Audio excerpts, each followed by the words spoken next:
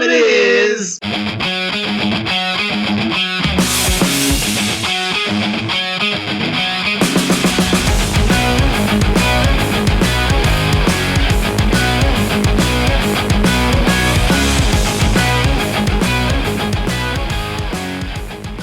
Thank you all for checking out the C Squared Hour. I'm your host, Chris, bringing you another, hopefully fabulous episode.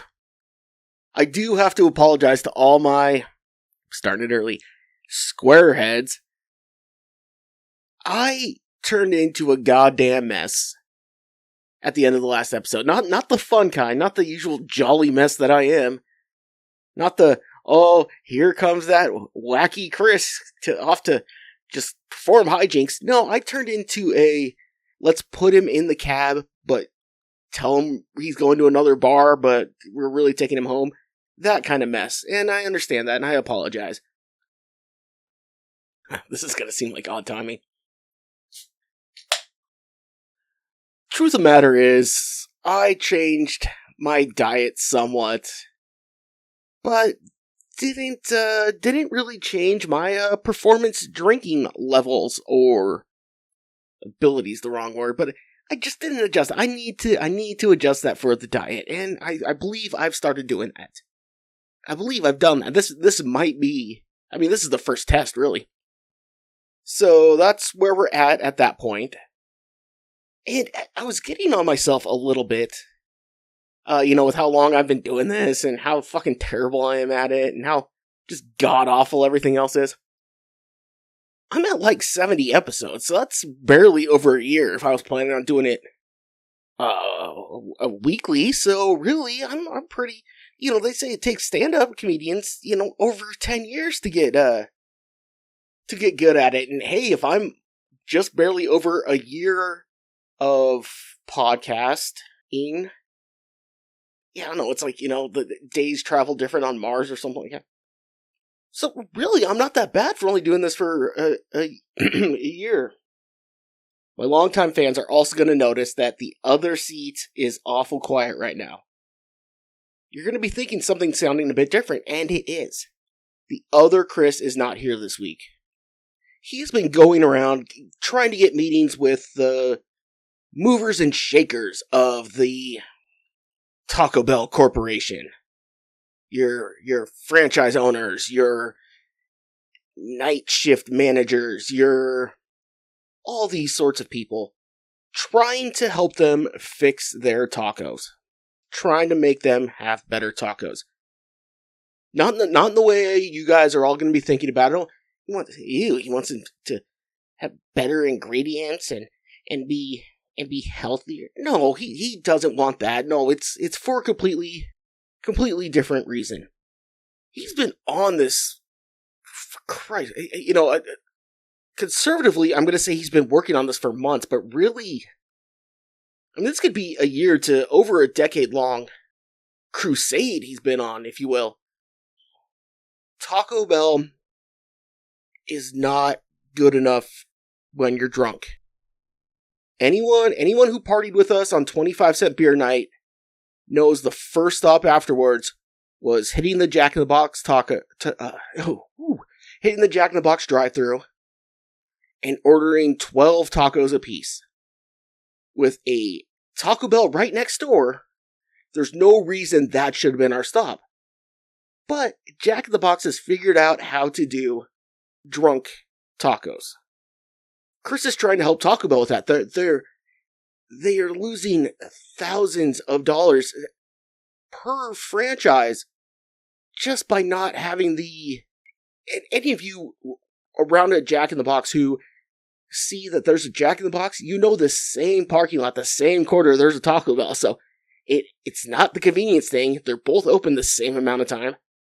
They got the stoners pegged. They've got that figured out. DoorDash is really going to, we'll see how that hampers it, because a lot of it for stoners was convenience.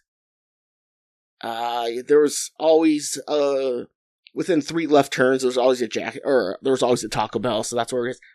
We'll see how the rise of DoorDash is affecting the stoner food business. I don't know what it is, and they need to figure it out. They have the game won with the stoners. They need to figure out tacos for the drunks. It could be a lot of it just because that affects us the most, so why not worry about that? But Jack in the Box should not be winning any sort of taco game, and Taco Bell saying, oh, we're going to have breakfast now? That's not the battle you need to win. Because you're already going to lose that because your drunk competitors, Jack in the Box, they have all day breakfast. So that's not the hill you need to climb on. Fix your food for drunks, not just stoners. Especially now that weed's becoming legal almost everywhere. You used to go there because no one would judge you at Jack in the Box if you walked in all red-eyed and stoned. Now you can walk into a fucking 5-star steakhouse stoned and no one will judge you, but you're gonna have to figure that one out. And that's what Chris is trying to do. He's trying to help them turn a corner in their business model, trying to take back a certain level of the taco business, if you will. That being said, Jack in the Box tacos when you're drunk are fabulous. I can't remember the last time I had. Yeah, shit, it's been a while. I could try that. They also taste exactly the same if you leave them out overnight on your fucking kitchen counter. They taste exactly the same the next day, or even the next evening. So, there's always that. There's no need for that pesky refrigerating. Because, whatever is going to be picked up on the food overnight sitting on the counter is probably no worse than anything that was already on or in it to begin with. So Chris is trying to make his mark. He's trying to make his mark in the fast food game by becoming a consultant that someone should have figured out years ago. And before we get way into this, it's come to that time where, no, he has not accepted the fight. I'm still waiting patiently, as patient as I can be. I'm an American with Netflix, just like the rest of you. I need to see something right away. But I'm being as patient as I can be. Randy, the offer is still here. It's not going anywhere. It's not going to go anywhere. People have been, I would say no less than 2 people have brought it up to me today. So there's some interest. As of right now, it looks like we can sell out my living room with the amount of people who want to do it. But that's only because there's only one side talking about this. The other side is not saying shit about it, just cowering over in the corner, just hiding behind it. Everybody is waiting for this. I am willing to bet that if you accept this offer, we could go to selling out a middle school gym in no time. Straight cash. That's right. And honestly, there's no downside for you. I'm the only one taking any sort of risk on this. I'm the one who is in the quote-unquote, don't laugh, public eye. Nope. Pretending to be in the public eye. Okay, that one was better. There's no risk for you. I mean, you're only going to get hit a couple times before I finish it, so it's not even like it's going to be a prolonged beating. I don't know what you're waiting for. So, Randy, here we are. We just need to lace it up. It needs to happen. And like I said on my last episode, I know, drinking into the microphone and talking about a celebrity fight is kind of hacky, but guess I don't mind. I don't care if you listen because I'm bad, or I'm good, or you hate me, or you don't. As long as you're listening. God, that sounded fucking awful. Whew. I don't think I could have done a worse segue to try to finish that out. I probably could. I'm always one to, go above and beyond. Usually it's the wrong way, but I go above and beyond. So, I did forget to mention after the Super Bowl win, after the Philadelphia Eagles won the Super Bowl. The fans really, really disappointed me. And I know there was riots. I know there was probably injuries. If I remember correctly, there might have been one death. But yeah, you rioted. They had to oil up the light poles so you didn't climb them and shit like that. But nothing new happened. No one came on the next day and like, oh, can you believe what Philadelphia fan just did last night after their Super Bowl win? No, it was business as usual. Oh yeah, Philly fan lit some shit on fire, climbed some stuff, and beat the shit out of each other. Okay, but it's Philly fan. This is their second Super Bowl in very, very small amount of time. You would think they would have some. Nope, they just did the same shit as they did. Look, with the Raiders moving to Las Vegas, with Cowboys fans essentially being lost in that billion-dollar cathedral of mediocrity, Philly fan, this is your time to. I get Boston. You got nothing. There's nothing there. Nothing there right now.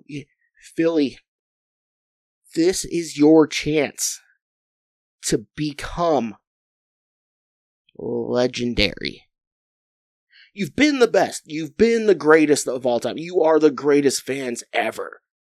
Throwing shit at Santa. By all means, you haven't won. But now is your chance to get a mountain named after you. Now is a chance for them to have to, even move sports out of Philly because of how shitty it is. You're Philly fan. You have the passion. We need the ingenuity. We need something to happen in a winning riot that just says that the public looks and says, I didn't even know that was a thing that could happen. You're allowed to do that? I thought they bolted those. What? Just something that just blows the mind. Something that like a Palestinian terrorist would salivate over. Just the brilliance of what it needs. You already have the crown. Now we need you to change the game. I know that may have sounded a little preachy, and it probably was, but I was just so disappointed at the news, how oddly pedestrian their riots were. Yeah, if you were there, or you had a business down there, I'm sure you have a different thing to say about it, but as someone watching it safely cross-country plane ride away, it left a lot to be desired. I was very disappointed. Now, before I get too further into the weeds, and before I start drinking more, I'm not even halfway through the first episode, and my promise, or the first half of the episode, my promise from the beginning might be out the window. I have to say a few things about a couple friends of mine. All talk to me about how much they love hearing my voice and how much this is great. And then I find out one didn't even know where to find the fucking thing. And the other, let's just say the other needs to step her game up a little more too. I have the one who, tells me she enjoys the stuff and will talk, sometimes specifically about things that she heard that she thought were funny and things like that. And she's reacting personally to me, but she's not, sharing anything. She's not commenting publicly or anything like that. So I brought that up to her. And I said, hey, I just thought, I was being my, sarcastic asshole self, like trying to be the woe is me. Oh, well, I just guess I thought we were friends, so I thought maybe that's what friends do for each other. And she wrote back saying, it's funny that you thought we were friends. I get it. That's a good joke. To someone who, in a previous life, wasn't in the same war as you. You and I were in the trenches in the same fucking battle. Again, this is lifetimes ago, but we're in the same battle. We were we were deep in Nam, and we were heavy in the shit. Like, there was no singing out. It's one of the first things we talk about every time we see each other. How I would walk out of a room, I'd see you sitting there, and we just know this is gonna be a bloodbath. This is gonna be a long fucking night, and there's no way to escape it, and we just gotta try to fight through it, forge through it. And somehow, we made it out of that foxhole, and we made it to the other side of the war, to where we are at now. And honestly, I know you and I, we could take a lot of personal pride in the fact that we were able to overcome, where there are people who are still lost in that battle, whether it's still in that same foxhole, whether it's having nightmares about the things that we had to witness during those. And you and I, we came out of it just fine.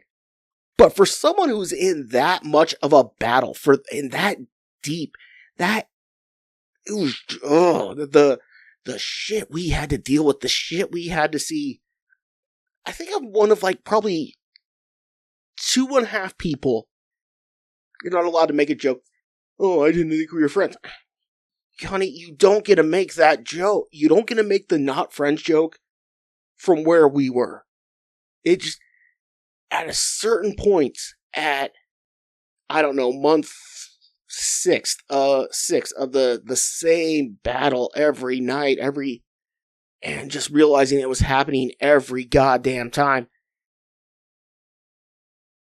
that joke no longer becomes funny. I hate to be this guy. I hate to be the, well, you see, you need, but it's true. And you have to see that, don't you? We went through something that no one should ever have to go through, and probably no one ever will again. We were there. We got through it by some miracle. Some people didn't make it out alive.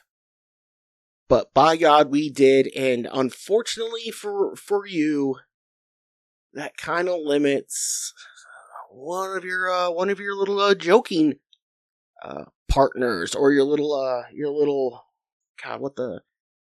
targets, if you will. There's going to be a lot of people out there who think I'm being sensitive about this, and she was just kidding, but you ask her, she will tell you I am not exaggerating on the shit we went through. The god-awfulness of what happened during some of those. We had to drag each other off the battlefield, each, more than once. I get choked up thinking about it, so I should probably just get off of that. This other fucking bitch didn't even know where to find the podcast.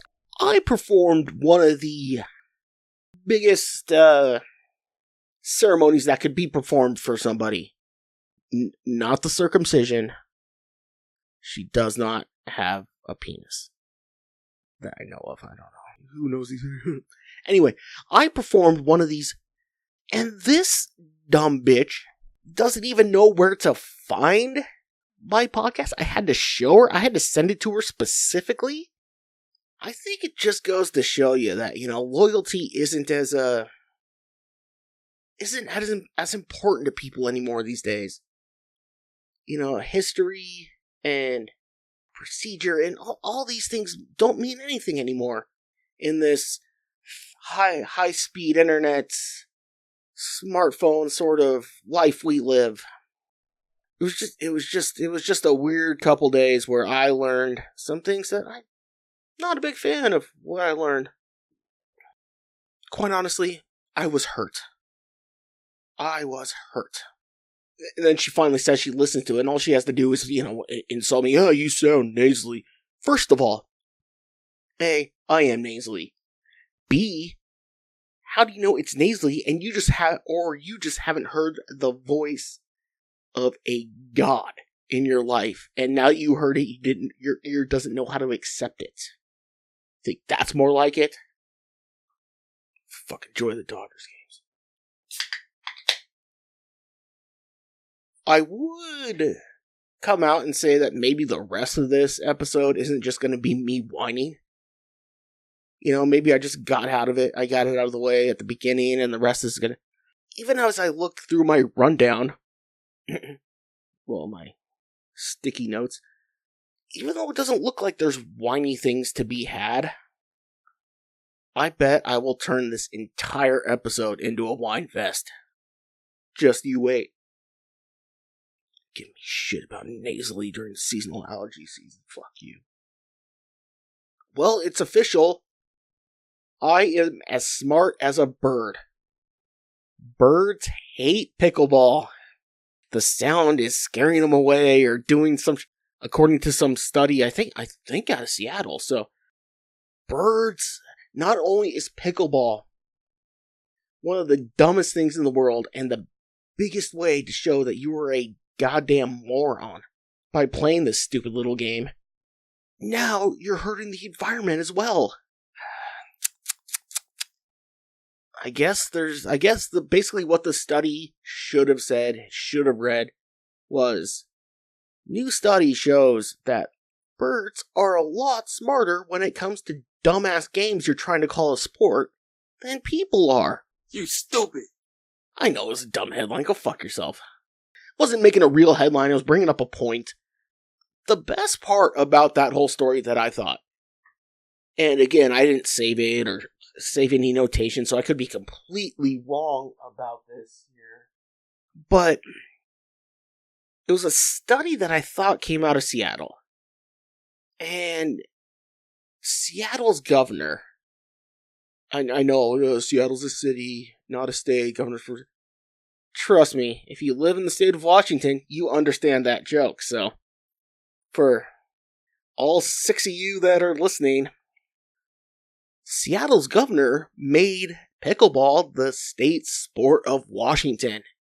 So, your governor, who pandered to insane liberals and hippies, in essence, harmed the wildlife of your fair city. And cities across the globe, if you want to go that way. So not only are you too lazy to play real tennis, you hate birds. I hate some too. I mean, let's be honest, not all birds are awesome. So I guess this is where you're gonna have to, all you pickleball players, you're gonna have to decide if the environment's important to you, or if you have to go back to playing a more respectable sport like soccer. Wow. Holy shit. Huh.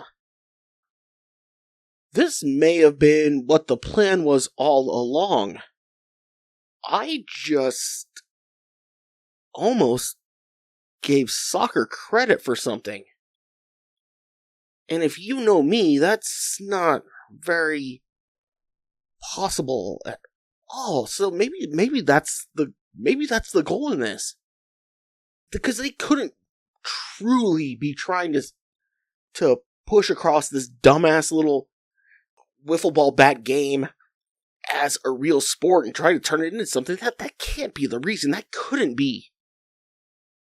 They couldn't be wanting to do that. What they're probably doing is saying, hey, look, people who hate soccer, it could be so much worse. And that's how the Americans are going to finally accept soccer in the way that they want them to. It's stupid. It's for pussies, but hey, it's not pickleball. But now there's a lot of concern about the environment, or I guess one news story. But since I saw it, I'm going to say there's a lot of concern about the environment.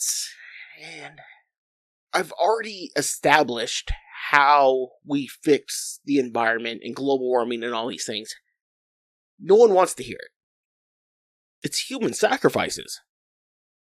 I hate to break it to you, but when the Aztecs had their best crop seasons, it's when they sacrificed people to the sun gods. And since we stopped human sacrifices, the sun is getting angry. And that's why it's heating up our world.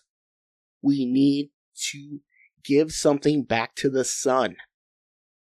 But that was centuries ago. Why is it just... It takes... Even a human sacrifice takes a long time to travel all the way to the sun and back. This is probably as quick as a message can get to the sun and then back to us when it comes to the sun's being upset.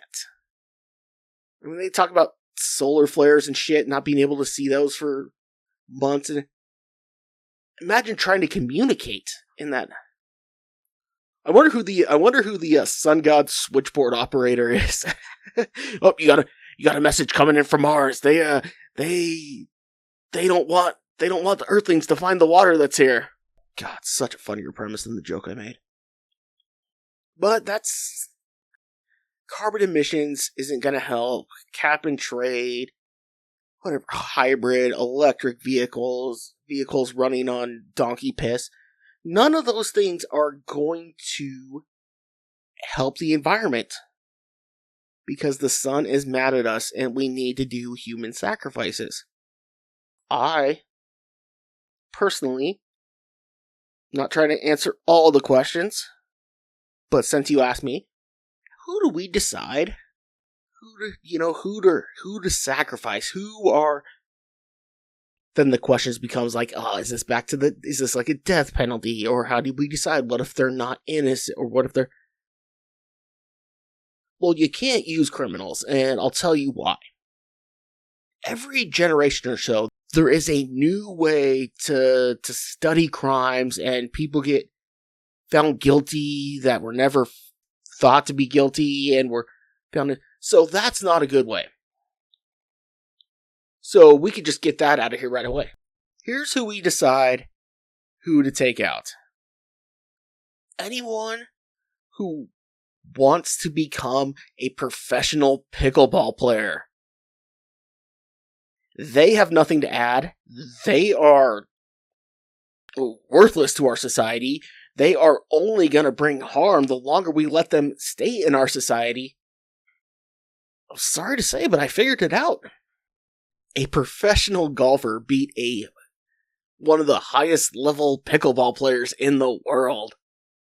And you still want to go. You're playing giant size ping pong is what it is. You're standing on a ping pong. No, you're just playing pussy tennis. I'm trying to come up with all these comparisons and shit like that, and it just comes down to there is no comparison.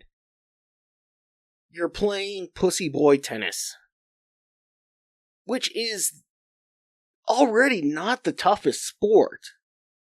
Like, the amount of tournaments where you see someone say, I need to speak to a supervisor, the amount of times you see that should show you that you don't want to go lower on the bitch boy factor. So, tough break, you might have found something you're passionate in. Unfortunately, that passion is only leading us down the wrong road. Your sacrifice will be appreciated by generations yet to come. There you go. There was some pretty disheartening news that came across my table. In between the 4 pizzas? Yeah, in between the 4 pizzas, cunt. Get a little fatso over there. The hell, I didn't read too much of the news story because that would... I'm not saying like that would look like I'm working too hard or... Anyone... There's going to be a good group of people who realize by what I just said, what YouTube rabbit hole I've been going down. But I don't not read the news or the more than the headlines for any... It's not that I don't want to learn.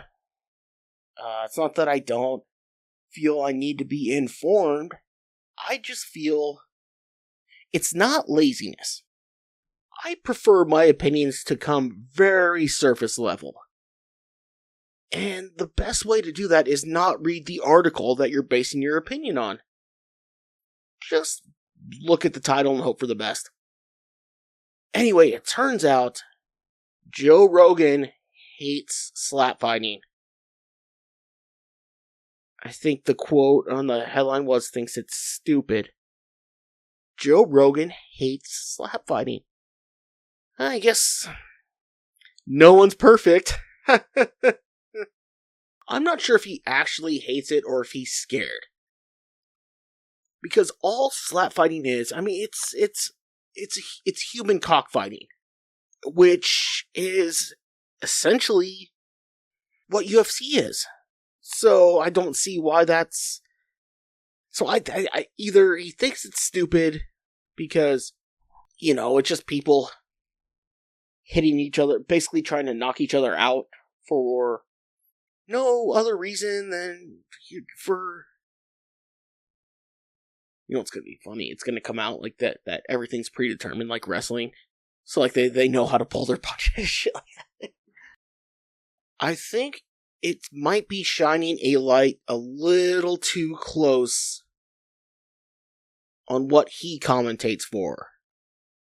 And realizing, wow, people like it when they stop pretending like this is a real fucking sport and just hit each other. Which is all people watch UFC for. No one watches for the technical part of the game. No one watches is he going to use his Muay Thai or is he going to use his Jiu-Jitsu? Or you're there because more people watch UFC than boxing, basically because there's a better chance of a lucky punch knockout. That and UFC made themselves much easier to watch, which is starting to go away now too. So he's worried that everyone's going to realize that UFC is just as big of a clown show, if not more, because you give them some sort of, I don't know, you hold them in a higher esteem because they say what they do in a Japanese language. I mean, two of your biggest stars in the last 20 years grew up wrestling bears. If that doesn't tell you that it's not a circus show, I don't know what does. They grew up wrestling bears.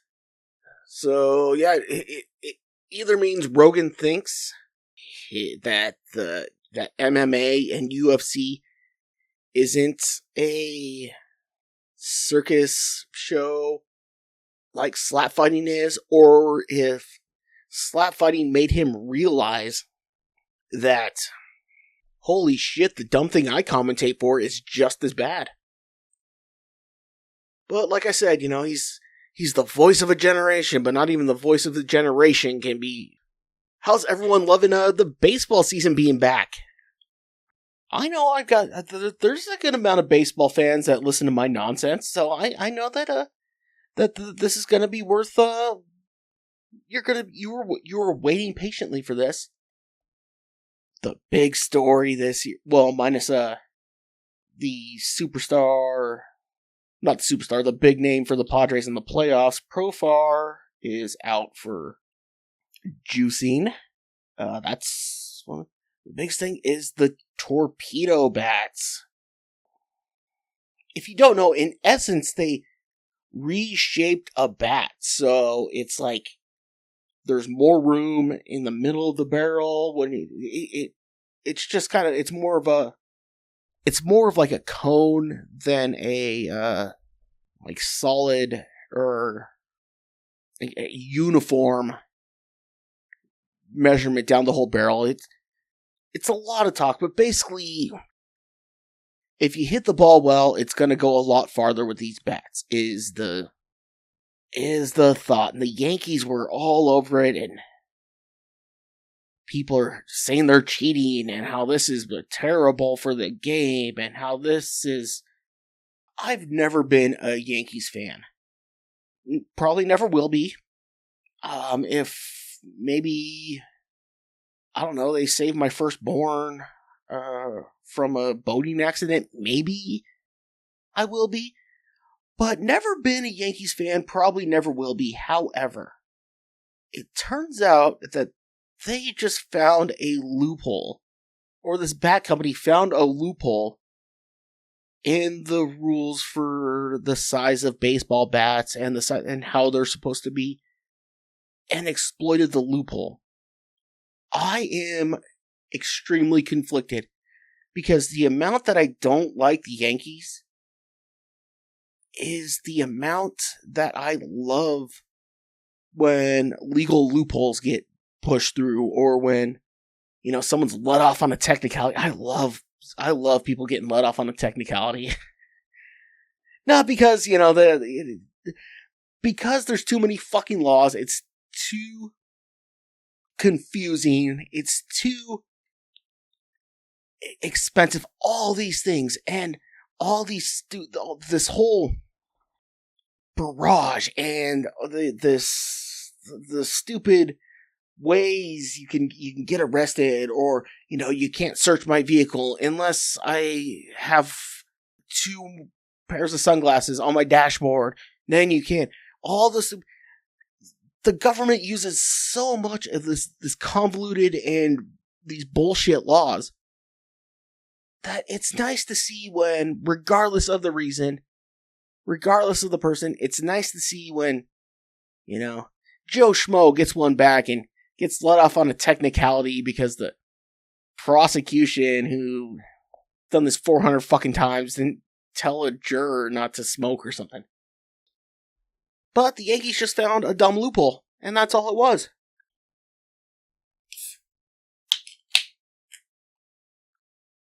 Plus, sports, every sport needs an enemy.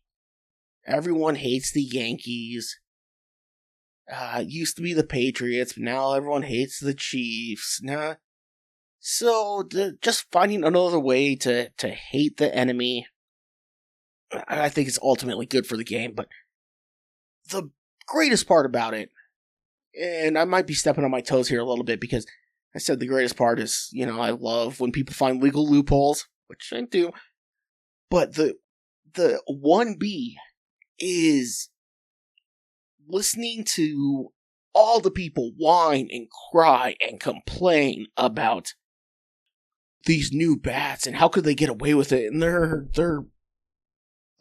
ruining the game, and you have to go to you have to go watch the Pinstripe, the America's team, I guess that's the Cowboys, but you have to go look at all these, they're the history, they're the great ones, the Pinstripes, and you have to listen to all their commentators and their pundits try to justify it, bend over backwards, like, oh no, this isn't, things like this evolve in the game all the time.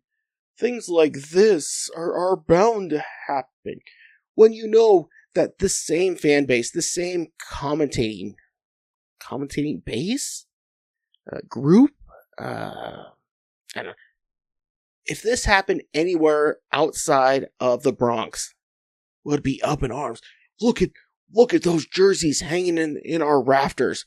They would be rolling in their graves if they saw what was happening here. But since the Yankees were the first ones to figure it out, no, it's just the way the game evolves sometimes. Before I get going, I need to give a quick PSA. And I hate to be the one to have to say this. I also hate having to say this because of personal experience. But this came up in my life, and so the horrors that were brought upon me aren't brought upon anyone else. Just do me a favor. Next year, before you go out trying to celebrate Eiffel Tower Day, look up exactly what it is. I saw the name, I got all ready to go and ran outside, ran to my nearest city center, ready to celebrate Eiffel Tower Day, only to find out I was trying to celebrate the wrong one. So, take my advice, look up what Eiffel Tower Day is.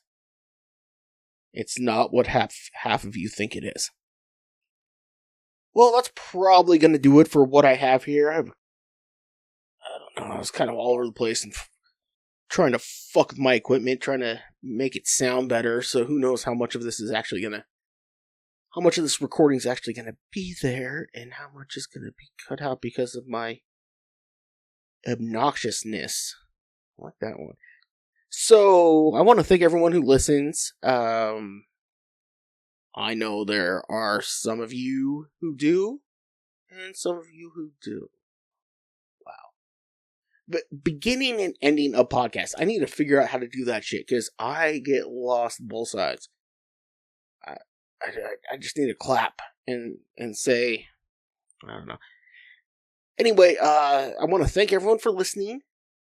If you have made it this far, please like, subscribe, share all my socials, wherever you get podcasts, share it around. I don't know, maybe tell someone that you know that you don't like or that you like, maybe.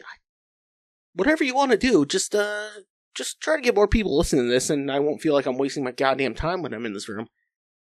Beyond that, if you go onto my socials, you'll see there's a link for a merch store, t-shirts, things of that nature. I think it's just shirts and hats. I mean, sweatshirts and shit, but there was stickers at one point, but I don't know if they're still available, so anyway, yeah, like, subscribe, share, buy shit. If you keep doing that, you will guarantee that the voice of whatever the fuck I am will still continue to go over the airwaves. And that's all I got. So, since there's nothing else, I'll see you next time.